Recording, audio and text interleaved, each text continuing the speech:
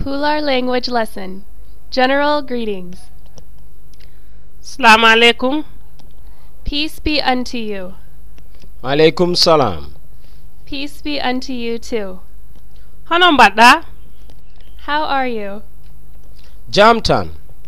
Peace only. Hono ɓe cuuɗi? How are the home people? Ɓe he jam.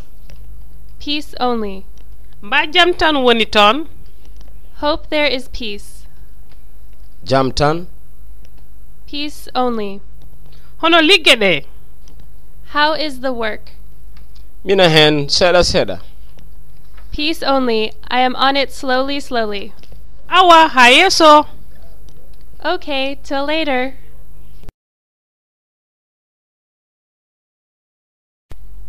Specific greetings. Morning greetings. Assalamu alaikum. Peace be unto you. Malaikum salam.